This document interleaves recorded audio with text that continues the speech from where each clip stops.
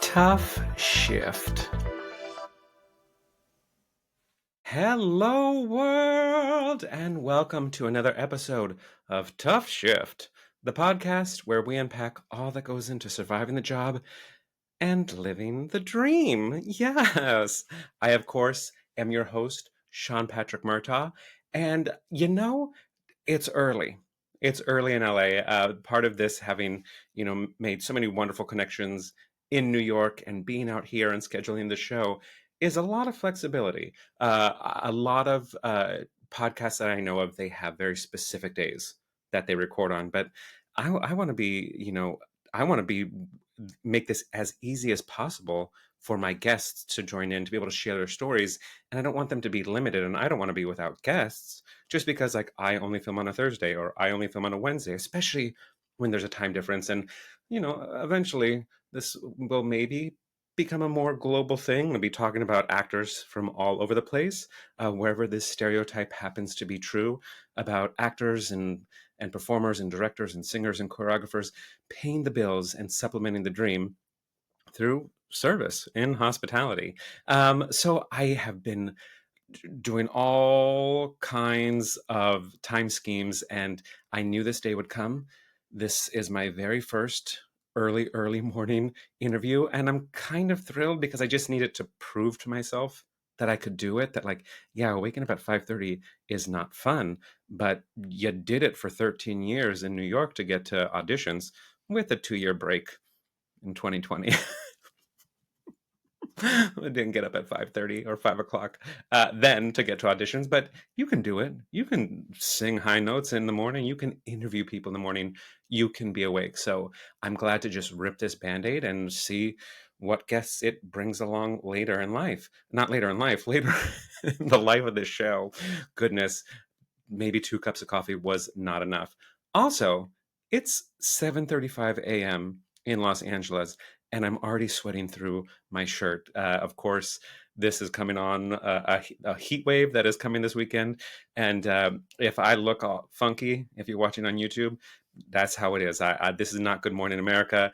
I do not have the studio system to keep it cool and climate controlled. So we'll have fun. We laugh, we live, we learn, and we rate this podcast 5 stars wherever you're listening to it. And please make sure to do that. The engagement that has been going on with this little podcast that can has been wonderful. I so enjoy the listeners who, when I look at our pre-downloads, it is such a stable and sturdy number. And it excites me that people preemptively choose to listen to us. And then beyond that, find their ways to the TikTok and the Instagram and Facebook and all the places we post and give their feedback or say, oh my God, that's funny. I never thought about that. Or, some sort of anecdote. Please engage with us. I can be a very engaging person. Unless you're a bot, I'll follow you back. I'll write back to your comments. DM me with things you want to know about the restaurant world, or questions you have about specific guests. We'll talk about it here. This is an open forum. This is as much for you as it is for me and our guests and everyone involved. All right. Another first that we recently did was last week's episode, which is currently streaming this week when I'm performing this interview, was a pre-shift episode, just all pre-shift. No guests, almost like, how The View does their hot topic days where no guests, we're just going through hot topics. And I knew the day would come and I was dragging my feet. I was so nervous. I may have mentioned that on last week's episode. And then all of a sudden I had an hour and 18 minutes worth of me just talking. Right? I had 8 pages of notes that I was just like, all right, I got to fill 45 minutes. And when I first did this, my very first episode, which was just me speaking, I thought I had enough to fill 3 hours, and it ended up barely being 45 minutes. So I was super nervous, but obviously I've found my footing in this medium and in my conversations with you. And I've mentioned before, like I could go on talking forever. So take the mic away from me. Let's bring the guest on. Let's do what we need to do because I can talk forever. And last week I kind of proved it. And of the 8 pages of notes that we took, I only got to about 2 of them and like 3 subjects, because there's a lot to talk about last week, especially with my place of business and how they conduct their business and how they treat their staff and all that. So we did it. We got a lot accomplished, and I have so much more to talk about. And I'm going to take those 8 pages of notes and kind of sprinkle them out through these upcoming episodes. Um, and part of what helped me um, enjoy or to be able to just even pull off last week's episode was over time in doing this with almost a year now. I've kind of created, I mentioned last week about formulas, how I have to have things structured. Otherwise, I am completely lost and don't know where to start. And you may remember earlier episodes, some of these pre-shifts being a little less focused, not that they're completely focused now, but a little less focused and kind of just grabbing for things to talk about and relevant, and lots of ums and repeatings and where am I, which the where am I happens a lot. All right. I am a tenor and I don't always, dove sono, I don't always know where I am. But the structure of finding out that like, I need to set these up as if I'm interviewing myself. I need to treat myself as a guest in these interviews. So I create the same skeleton, the same list of bullet points for myself in these interviews. And I mentioned that last week about formulas, how I thrive on formulas, whether it's for my cabaret show, whether it's for the work that I do as a personal assistant and a bookkeeper, just how I get through things, and specifically how I get through work, right? I recently had an experience at work where let's just say I wasn't working with the A team. I was not working with the A team, and it wasn't necessarily that busy of a night. And it just like when shit hits the fan, there's always that one person who's going to have to pick up the slack. I'll give you one guess who that was. And so I was having a rough day, and I was kind of like over everyone, and it's kind of hard when you're front facing in customer service in hospitality to be fucking over it, but I am an actor and just had to make it work. But my manager knew something was up, and even my coworkers knew something was up. And one of my coworkers, who is a lovely human being, really good person, really loves the art of bartending as far as the knowledge goes, can tell you about all these different whiskeys and the families that make this whiskey and the companies that do this one, and this one actually owns that one, and this one da da da da, and this is the barrels. He can nerd out and tell you all about every single spirit, how all the new grains they're coming up with to make vodka. Really wonderful at that. But as far as the function of bartending, right, it's a lot like acting. A lot of people want to get into acting for, I want to be on stage, I want to do this, I want the adoration, I want blah blah blah, and don't realize that there's a lot of work that goes into it. And with bartending, it's not just making drinks, it's not just looking sexy behind the bar, which it is kind of sexy to be behind a bar. There are things that have to happen before you get into service, before you build up you have to build up a vocabulary. You can't just bartend your way into bartending. You have to learn, and you have to hustle. And certain things, like the bar is not going to set up itself. Garnishes are not going to cut themselves. Juices aren't going to juice themselves. There are a lot of steps that it takes before the guests come in, before, we're like cocktail, we're Tom Cruise throwing drinks and making all these beautiful things. There is a lot that has to happen. Same thing with acting. There is a lot that has to happen before you get to opening night, before you get to rehearsal, before you get to that audition. There's a lot of work you got to put in so that way you can feel comfortable to succeed. And I will say, I noticed with a lot of younger bartenders, they just want the glory of it all, to say I'm a bartender, and it's a hotshot mentality. And so he recently got called into the office to be spoken to about his underperforming. And I was at a place where like I have zero fucks left, and I'm a pretty like I take on people's. I overly sympathize, I overly empathize with people, and I want to heal them and make them feel all better. But he came back at the end of the shift and was like, "Yeah, well, I got called into the office because apparently like I'm taking too long to open, and I'm not thorough enough when I'm open, and there's a lot of things that I'm missing. And then when I close, I take too long to close, and I'm not thorough in how I close. And, a part of me wanted to be like, oh, baby, you're fine just the way you are. But that's not the truth, right? There's time to heal people. There's time to coddle people. And then there's time to just be like, yeah, okay, that's what they talked about with you. Okay.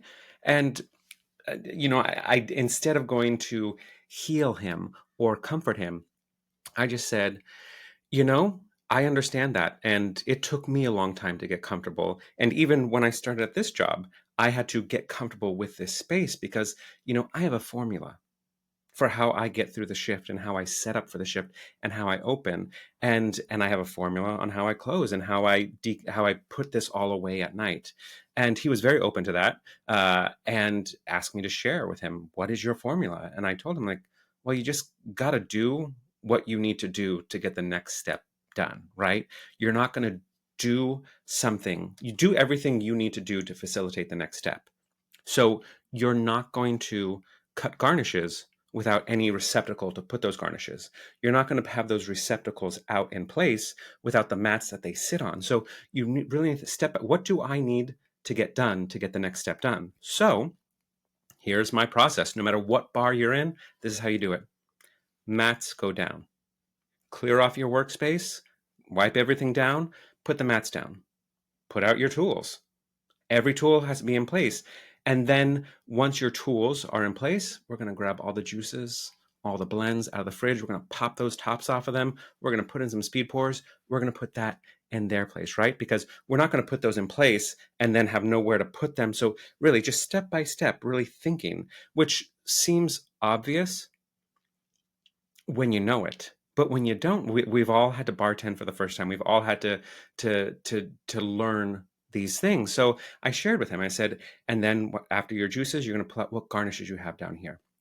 And then once you see what garnishes you have, then you got to go upstairs and do your fruit run and do your herb run, and you gather what you need. Then you marry the old with the new. You put it in your place. Boom, boom, boom. Before you know it, I'm not saying that this takes 20 minutes. It takes a little longer. It's a lot of steps. But then you have time. You should have at least a half hour before we open to do backup blends, to do backup garnishes, to make sure that we have enough wine to make. And it was like I told him the secret of life. And though I do get annoyed with working with him at times, especially up until that point, I was glad that I was able to share something with us, right? Because it's all about sharing our collective knowledge to help boost each other, whether it's in hospitality, whether it's on a stage, whether it's at an audition, right? It is all about building a community of shared knowledge and experiences. And that's what we're doing here on the show. That's what we're doing here, hopefully, in life. I hope that's what you're doing in life, at least. So yeah, I thought I would share just kind of like, I've been talking about formulas a lot. And when you talk about things, it's not that they just are magically, wow, I was talking about formulas and everywhere I look, all these formulas are appearing. It's like, well, no, because you're more conscious about it, and it's more relative to your experience. So you're observant of it around you. It's always there. It's just now that this is what you are aware of. Wow, it's happened again.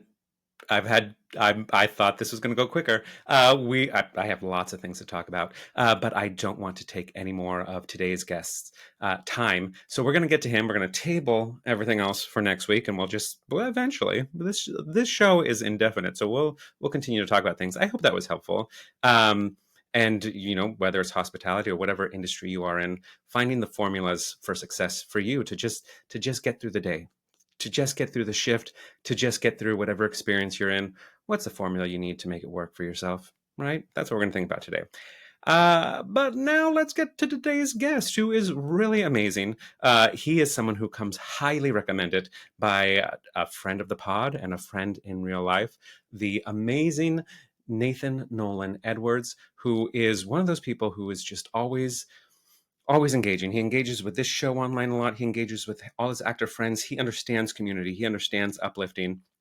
And he, unprompted, spoke about today's guest in his episode, which kind of put me on the scent to figure out what he's all about. And we start following each other on social media. And I'm just like amazed that like we never crossed paths when I was in New York, because he's got quite the resume and very accomplished. He is one of New York City's leading Meisner-based acting coaches and the founder of the Matthew Corozine Studio, which is celebrating its 25th year. That is impressive. 25 years of engaging and uplifting actors in New York City to succeed. And his students do. They have been on television, on Broadway, in films, in cabarets. His work with these actors have inspired them to start their own productions and their own independent films. He himself has been nominated in 2015 and 2018 for an Excellence in Theater Education Tony Award. We got a Tony Award nominee on today's show. That is amazing. And his reach just goes beyond New York City. He has a studio in Miami where he splits his time between New York and Miami. He has classes on Zoom, and he recently came back from an international tour, teaching master classes throughout Europe.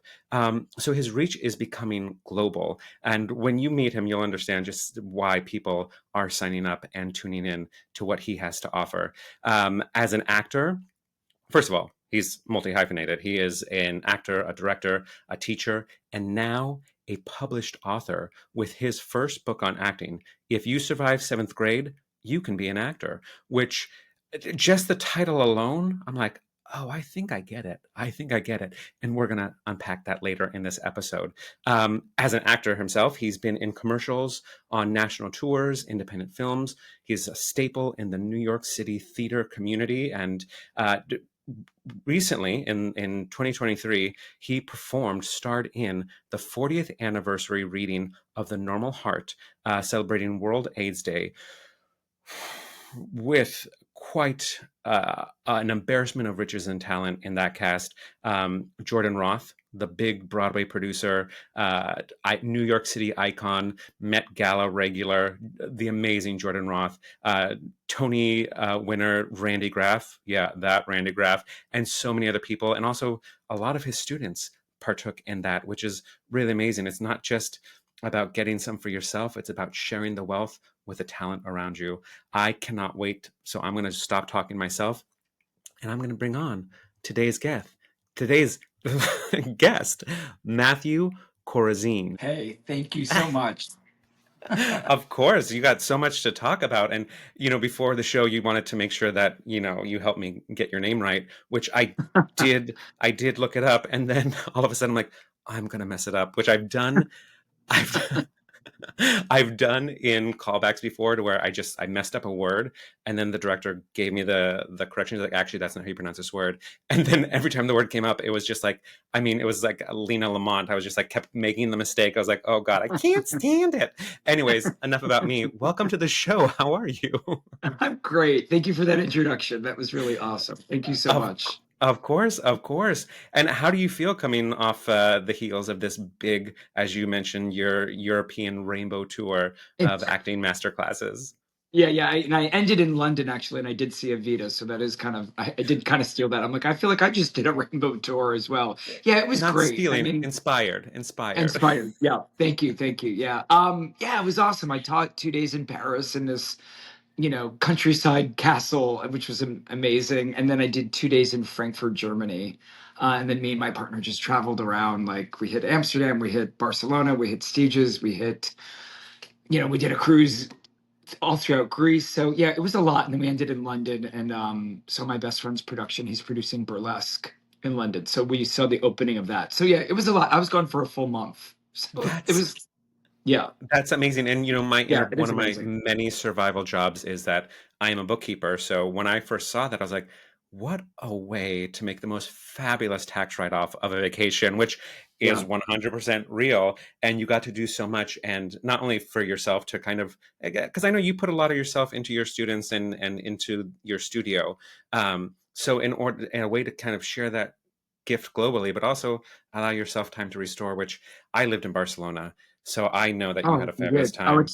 it's an incredible city. It's the Sieges art. is beautiful, Yeah, absolutely yeah. phenomenal. So I'm glad you had that experience. And then a friend of mine did not produce the show, but she happened to be in London and she saw Burlesque. So I Yeah. was getting videos last week or 2 weeks ago, Super and like fun. Yeah. Christina Aguilera was like Yeah, appeared she was out of there on the nowhere. opening. Yeah, Yeah. yeah, yeah. It's So, and great. she said she had an amazing time. Just I hopefully it makes its way to New York. Hopefully it grows legs. But we'll talk about all that later. We got to start at the beginning, right? Sure. So let's rip the band-aid and ask our very first podcast question, which is always the same question. Matthew, what was your gateway job into being this stereotype of an actor living in New York City, paying the bills and supplementing the dream in a restaurant?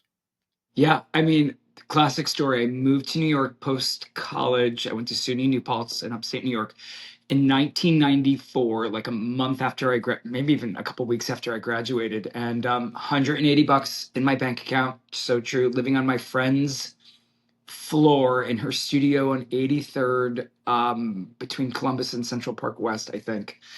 And there was this little restaurant on 83rd and I guess Amsterdam or Columbus called Dish. It was named Dish, and like some people from MTV like owned it. It was like a bizarre new little fusion place, and I was 22, and that's where I first rated tables. I was terrible. I remember like first trying to open up wine. I mean, I just was like would lose someone's credit card. Like I just really was so young and so inexperienced. And then of course, then you just keep growing and doing it, and that's your survival job. And like anything, you just build patterns and you get good at it, and you don't want to be good at it, and then you're good at it. And, all those things. But that was my first restaurant at 22. Maybe in college I worked at Friendly's for like a month, but I didn't like it. So yeah, yeah, that's my gateway, was that restaurant called Dish. Amazing, and it's Love it. always the wine bottles that get you. Yeah, I was Um, very intimidated. I remember it was very intimidating to me. I yeah, was very young. I didn't grow up in like working in a restaurant or like washing dishes or something. Like I didn't grow up in that culture at all. So for me, and then of course I moved into bartending and all that stuff. So I did it all. I did it but I all. mean, and how brave of you to just be like, I'm gonna go wait tables on the Upper West Side. Like, not Yeah. even like I'm not gonna start where at the bottom of the barrel, which I would probably. That's Well, where I I don't. lived, so I didn't know. I Yeah, walked down the street and I was like, "Oh, here's a new you restaurant hiring? opening," and Yeah, they hired me. I and was like, "All right." sometimes not knowing is the best way because if you know, Yeah, if you knew, you probably wouldn't have started. And I but it's probably always that. wouldn't have done that. Yeah. Yeah, it's always that wine bottle. Even today, like It where was I work so now. intimidating to me. Yeah, That was so intimidating to me. Yeah, I it remember that. it But now I'm great. rightfully I'll be so. at a party and I'm like, I'm the one who'll do it. You know what I mean?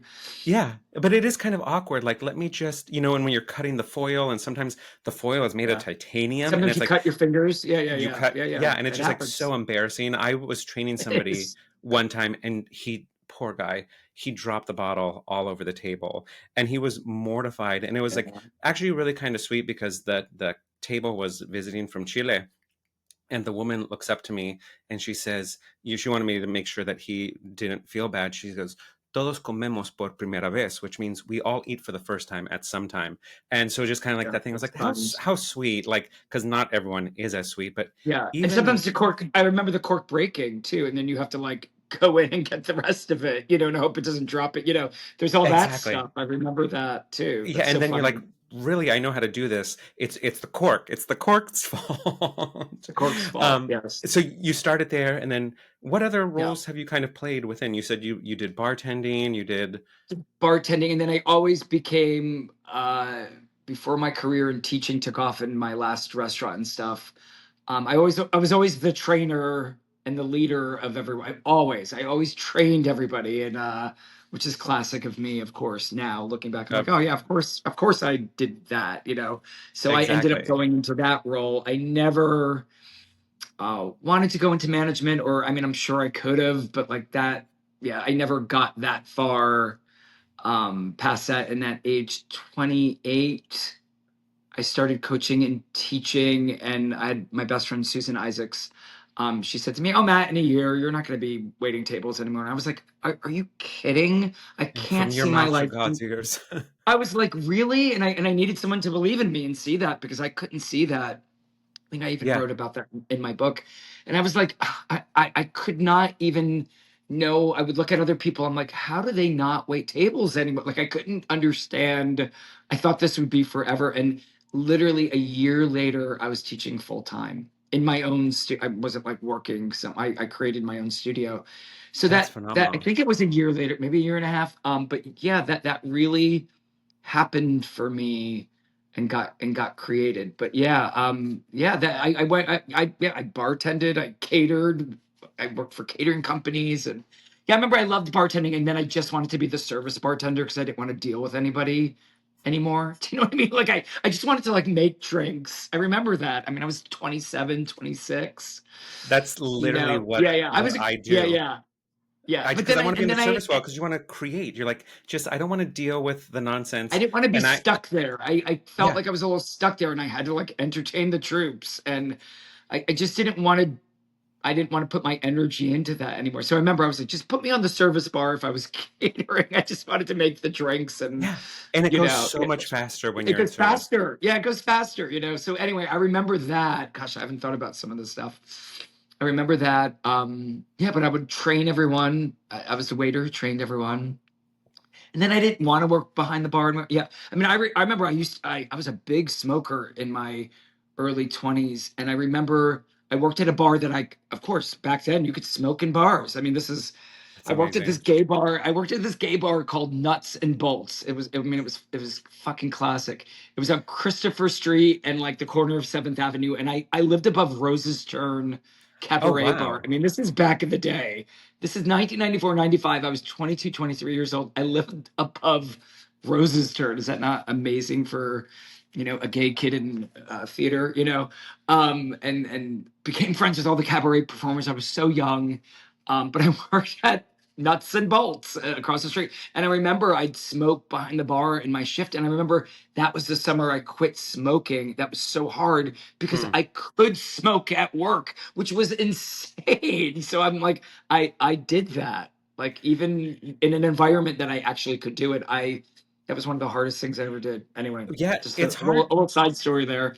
Yeah, no, we love side stories here. Did you hear my opening monologue? The it's really hard. There are certain habits that you just kind of like it becomes part of what gets you through the shift. So if you could smoke on a shift and you're like, I need to stop smoking, and then it's like, but here I am in the place that Yeah, makes and me I want think to that smoke. started my segue out of bartending. That is actually true. Before the Yeah, law got passed that you couldn't smoke in bars, I'm like, I just don't want to be in that because I had to change my mindset and my identity of my own self. Right, to change a habit, you got to change your own identity and your own thought exactly. process. Right, it's what I do as an acting coach. Right, basically, I Yeah, break patterns and programs and automatic ways of being that don't serve you for the art of acting. Right. yeah, So, but yeah, I remembered then I was like, I don't want to be in this environment anymore that, yeah, that's not my identity anymore. So then I went back to just waiting tables and then I was directing and I was acting and auditioning and then directed this big play at the Sanford Meisner Theater, which doesn't exist anymore. It was on 11th Ave and like, you know, near like the lore and like these old leather bars like back in the 90s. I mean, this is hello, hello. crazy. Yeah. Yeah, yeah, yeah, yeah. And it was on like 11th Avenue, 22nd Street or 28th Street or something. And it was this big show about the Waco, Texas tragedy. And I had like Oh, wow. 18 actors. And from that, and how I conducted rehearsals, because it was like a big class, you know, a company manager said to me, you should teach an acting class about how you do this. I'm like, I'm really just teaching people to just listen and respond and be truthful and come to life and get out of their own way. I mean, I was 27, I must have been 27 or just turned about to turn 28 and then she said we're going to rent a room at Shetler Studios. I mean, it's so true, and just get people from your R.I.P. cast and yeah, yeah, yeah, yeah, Shetler RIP, Studios. exactly, I totally. love that place. And friends that you went to college with, and I was always a leader anyway, and I always directed, so I don't think it was that bizarre to my friends that like, oh, I'm going to teach acting now, you know what I mean? Yeah. And I just started with one night a week, and then I was waiting tables, and then it became is it okay to go into these stories now? I don't know if you were going to ask, but yeah. So then, and then I went Please. into like two. Then my class became two nights, and then I started waiting tables less, and then Kathy Deitch. I don't know if you know who Kathy Deitch is. A great musical theater actress. She was one of my students, and then she booked Wicked out, and they out of town was San Francisco. And Sean Patrick, this is really true. And then Wicked really created my acting studio because then I needed a day class for the cast of that was mostly in my acting class, that original class cast. I started a day class, and that's when my studios took off. So I always say The Wizard of Oz saved my life, and Wicked built my teaching career. And That's that's really the truth.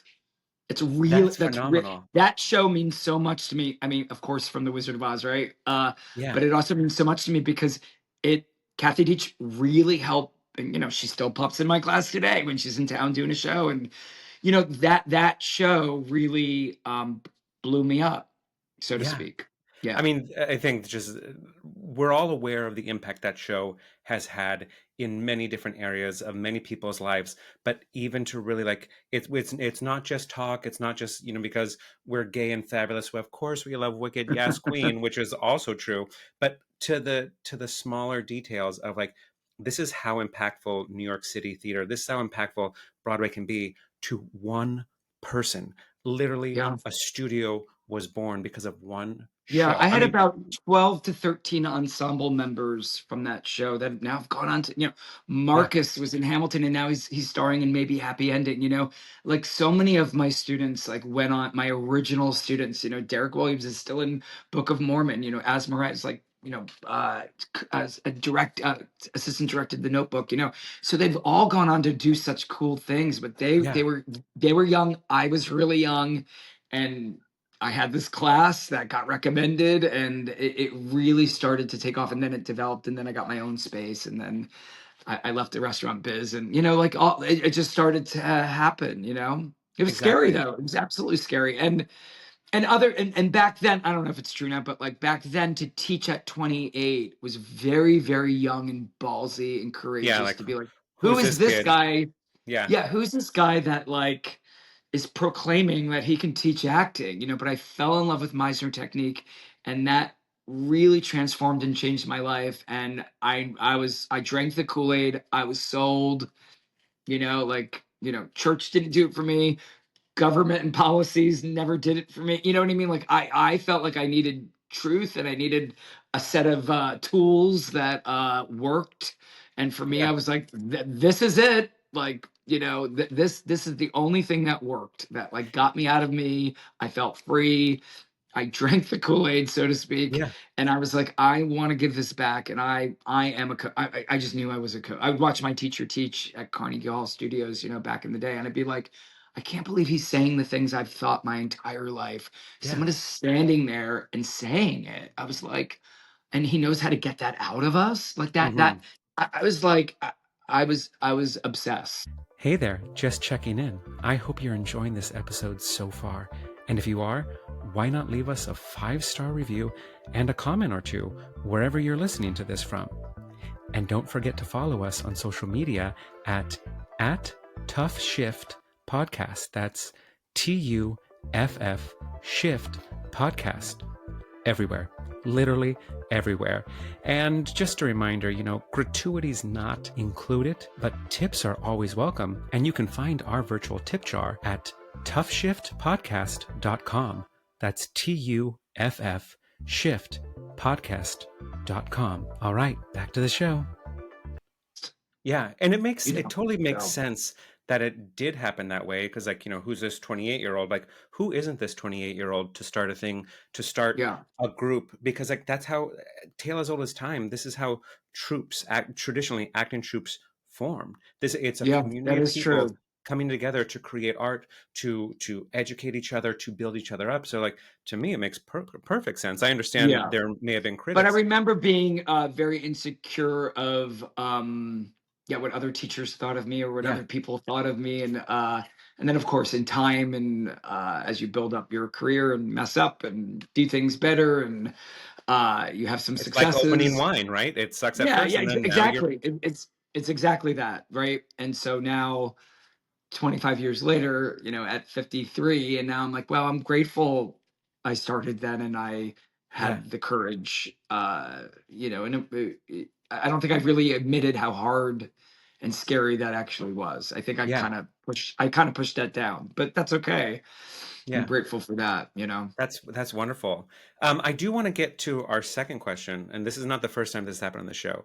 I had a guest one time that we didn't get to the first question until an hour into the show. So I'm so sorry truly, that that was one no, question. I Yeah. want you, I'm saying that so you feel relaxed and and comfortable in that this show goes down any rabbit hole we want it to, and Right. that's what people want to hear because it's the story that's up. Like this is just like if we were at a bar or having coffee, Yeah. just two actors talking shop with different experiences, different everything. So we're gonna go wherever we go. But I'm gonna hit the second question, and then we'll do whatever. Um, is there a tough shift that just seems to stand out, or some tough shift of it all within a restaurant? Something that seems to stand out that was a thorn in your side that just lives in infamy that makes you think, oh boy. I would go back if I had to, but I am so glad that I don't have to. Like about the industry that just really the pain of it all for you. Yeah, almost the last restaurant I worked at was a restaurant called The Globe on 26th and Park, which is now Los Caminos, I think, or some Mexican restaurant. But like, Mm, and I have friends there for life that I met there yeah. because I was 26, 27. That was right when I started teaching. Was I might have been working there when I had a once a week class. Yeah, I was. So I must have still been 28 there, and I don't know that age, that stage, the people I met there, a lot of them are lifers, and that just was uh, I don't know, a transformational time in my life. Yeah.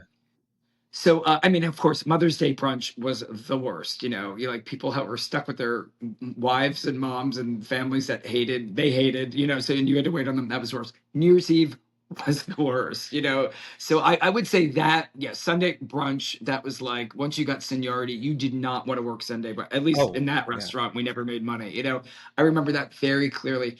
But you know, I'll say, Sean Patrick, that the toughest shift I think is the day that I quit Mm, because my studio was taking off. I mean, of course, this is true. I worked at 44th and 10th. It still exists.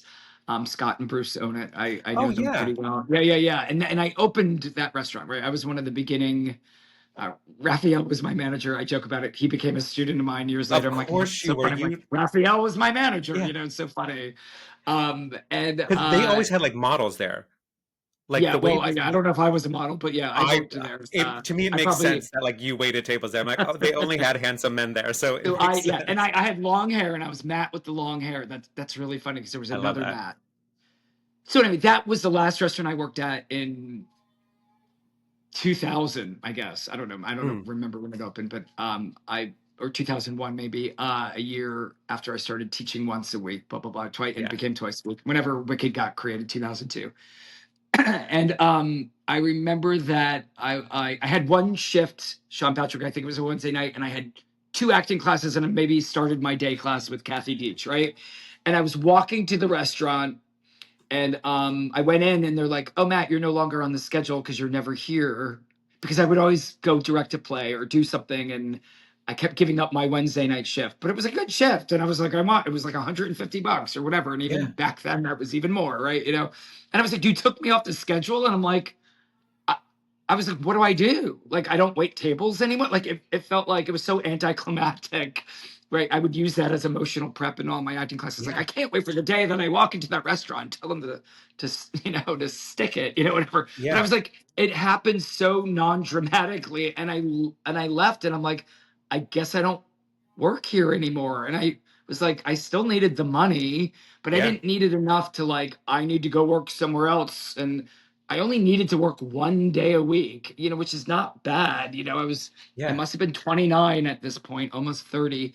I walked down the street. I called my best friend, Larry Rogowski. We just talked about Larry, who produced Burlesque, right? I'm like, Larry, what do I do? I'm so scared. Like, I was upset that Yeah. they let me go, yet it was for a good reason because I was never there. You know what I mean? And I was like, Yeah. what do I do? And he's like, you teach full time. Go. And I was like, all right, I'm going to. And That's that amazing. conversation, walking down 45th Street from 10th Avenue to 9th Avenue on the phone with Larry, that really, like Susan telling me I'm not going to be, people believing in you when you can't believe in yourself. Yeah. And that's, of course, that's what I try to do as a teacher too. But like, that really was it, Sean. Like, I was like That was a tough shift. Yeah, I mean, and the truly the universe stepped in because if it was one shift and I'm only working one shift, that I mean, all signs pointed to the fact that you didn't need to do it. If it was one shift and Yeah. you were supplementing everything But else I with was the studio, scared. I was really scared to let it 100%, go and to 100%. declare myself a teacher and to have my own studio. And yeah, that was very scary for me. I think any age, but Yeah. at 29 in 2001 or two, whatever that was. And yeah, that was very, very scary because now I'm going to do the thing I say I'm going to do. So I'm gonna tie this in because a couple weeks ago or a week ago too, I don't know, it all blends. I had put up on Instagram like hey, ask me anything. Those ask me anything type posts that you want to know about the restaurant, advice about working in restaurants, da da da. And you know Nathan is always game to play. You know him as a student. So Yeah, he he's great. wrote kind of like tongue in cheek, be like, "What is your advice on getting out of my restaurant job and being a full time this that?" And it's just one of those things where I was like, I mean, that's what I'm trying to do right now. I'm trying to get out of my restaurant job Yeah, because I've been doing it for 20 years. And it was just one of those things where I know it was a tongue in cheek type of a thing, but also such a real question. And the yeah. first thing that popped in my head as a joke is like the things that customers tell me like, wow, you should have you ever tried Broadway? And it's like, "Oh, I never thought Right, of that." I'm right, like, right, you should be on TV. right. Like, Yeah, TV? yeah. Me? I have never heard of that. And it's just like, or win the lotto. I didn't know even to Yeah, like yeah, yeah. I should just go create to an NBC and tell them I want to work for that. Yeah, it's I'm of course. here. Yeah, yeah, I'm yeah. here. So I hear there's an That's opening for funny. a late night host. Like Right, just right, right, right.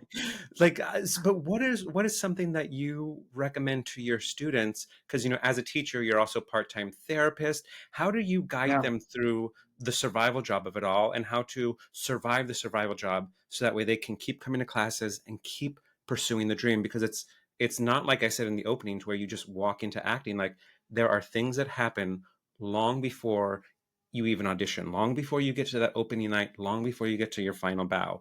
There's work that has to go into it, and part of that work is preservation. So what do you talk to your students about, and how to protect their actor hearts? I mean, that's a huge question, and that's an important question. And I think it's kind of what you're doing. Like you're like, I'm gonna start. I mean, I don't know all your story, but like I'm gonna start a podcast and I'm gonna Yeah, do things I love within this that may not financially support me yet, but they're gonna serve a need, and then that creates an energy. Money is energy, and then soon yeah, that becomes an exchange of something because you're solving a problem, right? We give people currency because they're giving us this energy that's helping us do something, yeah, right? So I think that you fall in love with all aspects that so the waiting tables thing is only one thing. Do you know what I mean? And then you have all these other listen, there's always going to be things you hate. I don't love QuickBooks. You know what I mean? Like there's always going to be things neither that do I, and like I'm a bookkeeper. yeah, yeah, yeah, yeah. I run a studio that where the bathroom gets clogged, and I have a space in New York City. I have a 45 seat theater. Everything will go wrong. Yeah, You're not going to not have problems because your dreams come true. Like the Broadway show is not going to save your life. It's not. It will temporarily fix something, and then soon you'll get that. It's an inner game, yeah, right? So the inner, you got to work on your inner game, your inner life. And I think that creates an outer life as opposed to, oh, well, when I finally get that thing, then I'll be happy and then I'll be fine. And it's like, you probably will even miss it because you're so unhappy, right? So you got to exactly. like get okay with self within no matter where you are, which I know this sounds so simple and trite, but you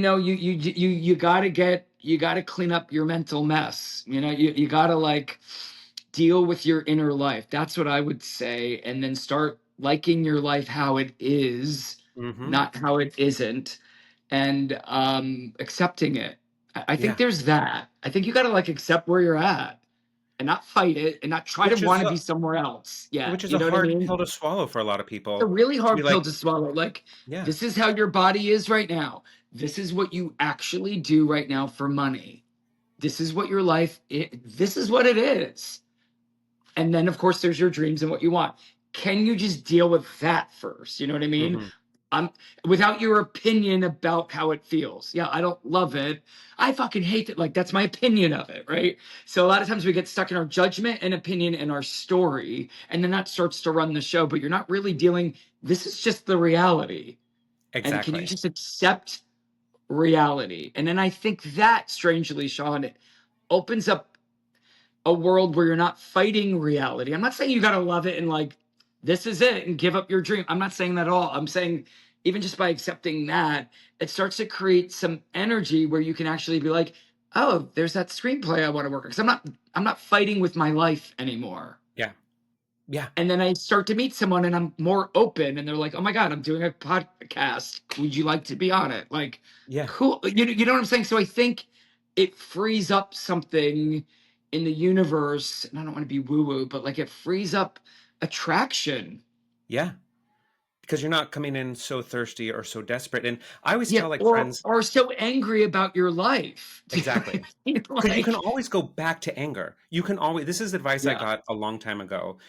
Sue Irwin, if you're listening, she gave me this advice because I was doing, those self-improvement type thing. I was fresh out of college, I went down this rabbit hole, and it was yeah, like, to get people to try something new, and it was just, about, like, you can always go back to the upset. I want you to yeah. And try. I think anger is great fuel. Yeah, I mean, I think I built an acting studio. I say yeah, I built it on, shame and depression and anger and anxiety. I think I took all yeah, of that and I just funneled it because I needed a home. I needed a place where I belonged and I could help people. Like I don't think I was conscious of it, yeah, but I felt emotionally very orphaned. So I needed that. So I think anger is great, but I yeah, think you even need to admit that you're angry. Do you know what yeah. I mean? Like I And when you think you give need to people accept this.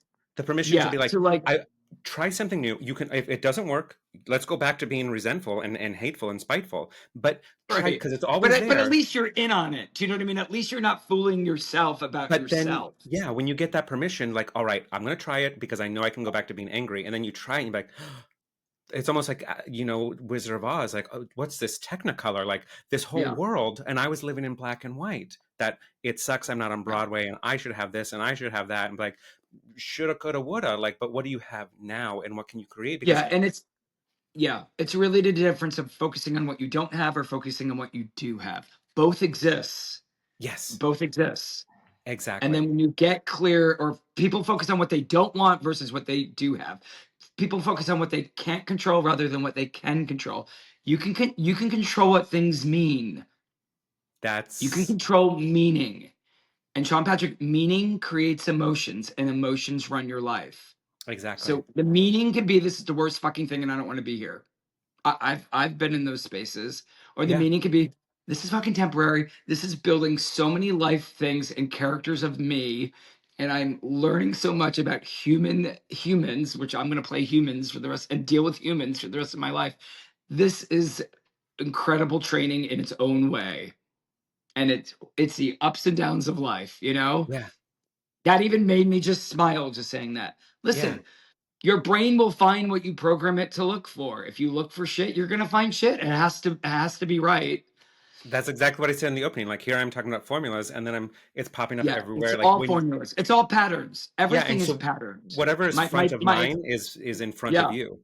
And if you Yeah, can figure out seasons and patterns and how to yeah. work with them, that you got it.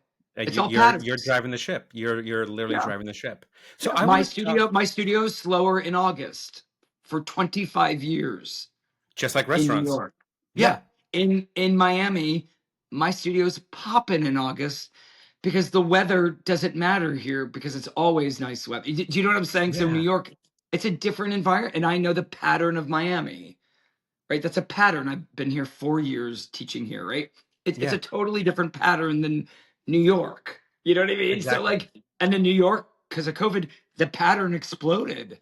Yeah, So now we're creating kind of a new pattern of this is how actors go to class now, or this is what they spend money on. This is where I'm starting to learn it again too. I'm like, okay, these are the new patterns of how my studio works. I'm like, oh yeah, I've been here. Now I know how to work with this. It's not so new to me. is that how your studio branched out? Just like simply like, all right, this door is closed in August, and as opposed to trying to barge my way through it, like, Miami's door is wide open. Like, is that how you Yeah, kind of grew? it was really COVID and needing space and getting out of hustle culture. Yeah, And my partner and I, we just are in our 50s, and we just decided we just came down to Fort Lauderdale for a month just to escape the Handmaid's Tale of New York City. yeah, And we needed space, and we needed to be somewhere where we can have a backyard and be a little more free. And I just put all my classes on Zoom, which was really, really amazing. I cut my prices in half. I put myself on Zoom, and I taught like nonstop yeah. during that. And that was kind of how I gave back, and also how I still had to pay rent in New Maintained. York. Yeah, It wasn't free, you know what I'm saying? Um anyway, and then from there we were like, I I had a good friend who lived in Miami, and a former student. She said, "Matt, there's no technique here, and there are actors here. I think you could open a yeah, Meisner school there." I was like, "Really? Fucking Miami?"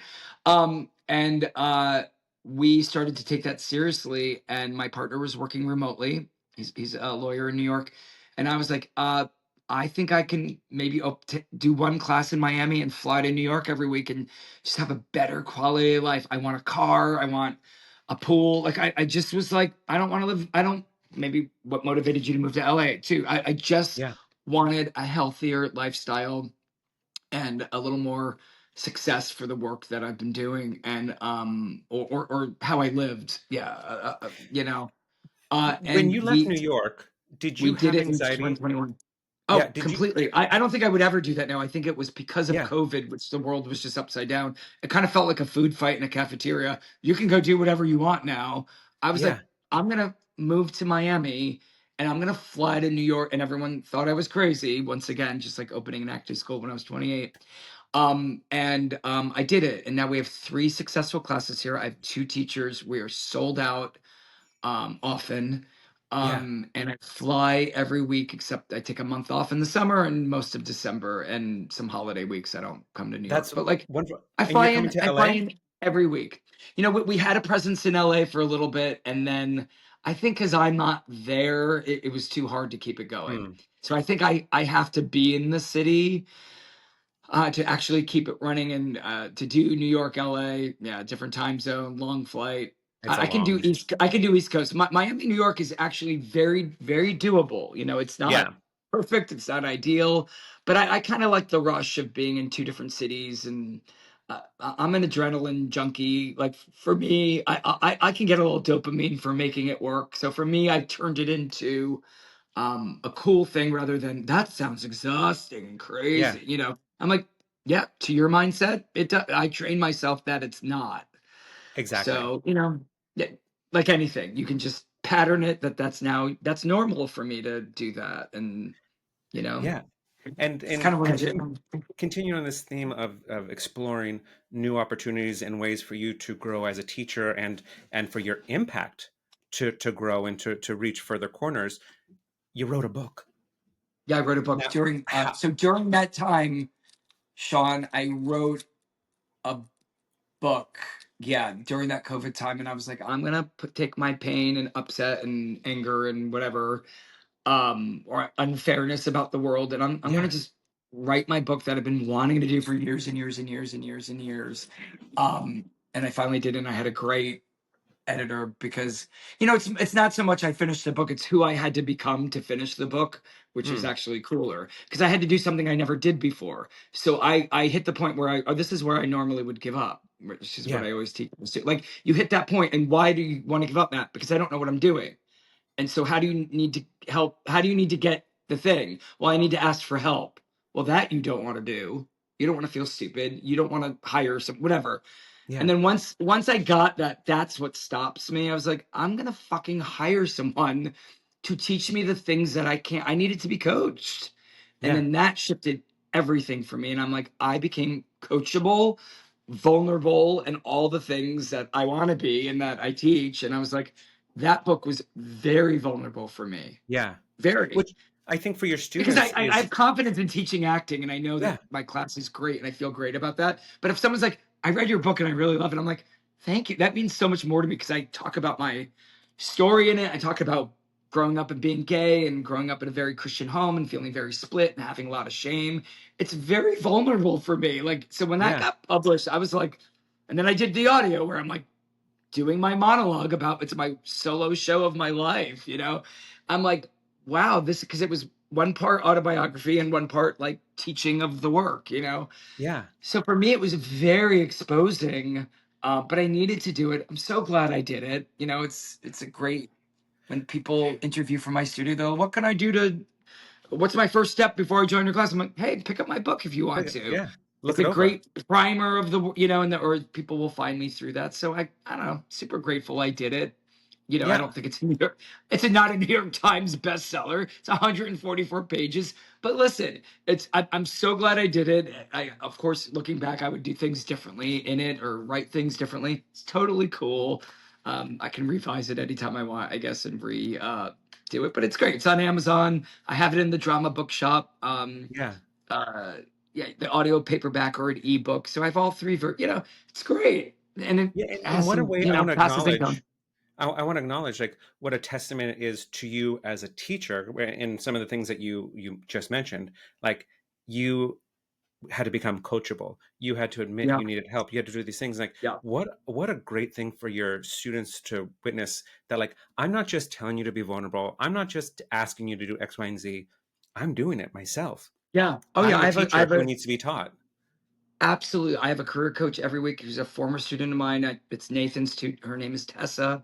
She's incredible. She was my assistant for years. You know, so like I coach with her. You know what I mean? So That's I make wonderful. sure that I'm in the conversation. And now I love being a student again and curious and I get to learn and mess up and figure things out. Like now that pressure is off of me that I have to have it all together or something. No. Exactly.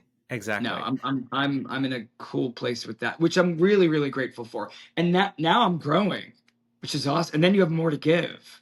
So now I have so much more to give Yeah. because I've gone through so much more stuff, you know?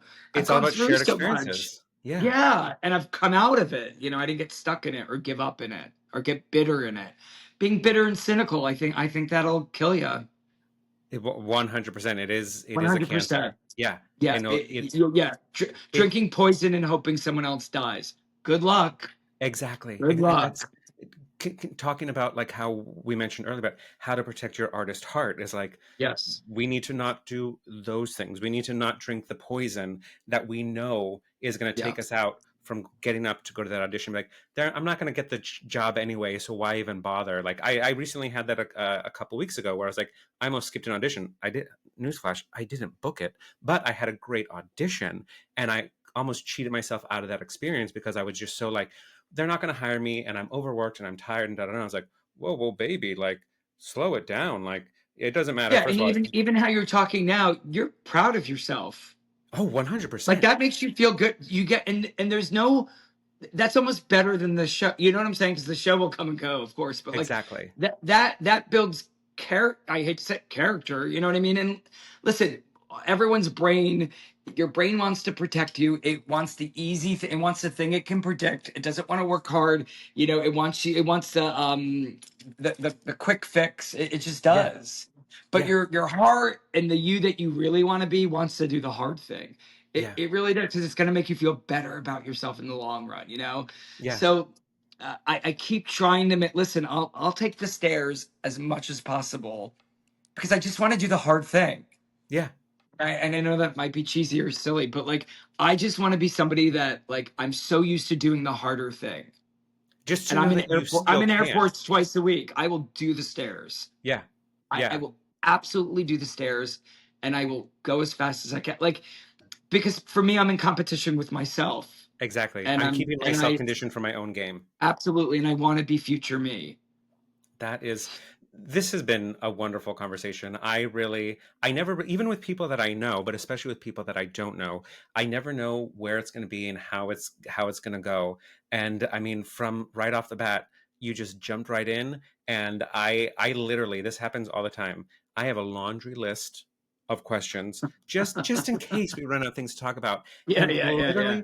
there's so much that we didn't hit, but there's so much important things that we did. And I really think that this I'm is so going to glad. have the impact it needs to have for whoever is listening and however they're listening or watching on Fabulous. YouTube. That's awesome. Um, but before I let you go and get back to your busy schedule, I want you to share how people can find you, how people can connect, Sure. and again, another plug for the book and all your socials. Great. Thank you so much. Yeah, Okay. our website is www.matthewcorozinestudio.com. My socials are we can find us at MCS Theater or MCS Miami Acting. Those are two of the Instagrams. And of course, my personal one, which I'd love to hear from you, matt.acting.coach. And my book is available on Amazon or Drama Bookshop or different distributors. And it's called If You Survive Seventh Grade, You Can Be an Actor, Applying the Meisner Technique to Get Out of Your Head in Acting and in Life. It's available on paperback, audio, and ebook. That's wonderful. That's absolutely wonderful. And I hope you buy it. I'm going to buy it. But I hope Thank you. that this show has, like I said, is being heard by the people that need to hear it, whether you're an actor or you're working a 9 to 5, whatever you're doing. This has been a wonderful conversation. And before I go, I think, you've been an actor for as long as you've been an actor, you've been a teacher for as long as you've been a teacher, and you've worked in restaurants. So you are very aware of the fact that bad news and bad reviews travel fast, and very rarely does the good news get to where it needs to go. So that's Yeah. why I like to, if I have a good experience in a restaurant, if I had a good experience at work, I like to share that with whoever needs to hear it. But like, just so you know, I sat at that table and that waitress or that bartender, phenomenal. Or I'm at work and like, Danny really got me through the shift. And I let my manager know, like, I would not have survived if it wasn't for Danny. So I like to share good news. So I like to end each episode giving you the opportunity to shout out somebody in your life, whether it be from your restaurant world, your acting world, your teaching world, your personal life, someone who has made a tough shift easier for you and you want to just acknowledge them today. Yeah, I think I want to acknowledge Larry Rogowski, who I already talked about, who's so awesome. And he waited tables with me at different restaurants back when we were kids out of college. And Susan Isaacs, who believed in me when I was waiting tables and couldn't see the gold at the end of the rainbow at all. And I just want to acknowledge those two. And April, who I mentioned too, who helped me build MCS Miami and helped me to see that. It's all these people that helped me see things that I couldn't see, right? So I think on Yeah. some level they've been my teachers and my coaches. And just because I already talked about all three of them, and of course my partner, Yes. Alex. Just want to mention him. So just important stuff. And Trevor, my assistant and admin in New York, and Ben teaches in Miami as well, and Ryan Toffel, my one of my best friends forever, who's been teaching at MCS for 25 years. So That's incredible, that's wonderful incredible to humans. Yeah, to and we're the having a big MCS, and I wish you could come, Sean, if you happen to be in New York. Sunday, September 7th at Monarch Rooftop. We're having a huge 25th anniversary party that wonderful. people in my life and former students and students can come 7 to 10 p.m. So just to shout that Well, out too. there you go. And we will definitely be sharing that on our socials to go check that out. Check out the studio. Check out Matthew. Check out all the people he listed, that incredible community, Larry, April, Trevor, everyone that he mentioned in the community that he built and obviously attracted to himself. The world obviously needs more people like you. There you have it. This Thank has you. been another episode of Tough Shift. And just remember, tough shifts build character, and character is what brings your story to life. Take care. Tough Shift was created and hosted by Sean Patrick Murtagh. It was recorded on Riverside and distributed with Buzzsprout. Don't forget to leave us a 5-star review and maybe a comment or two.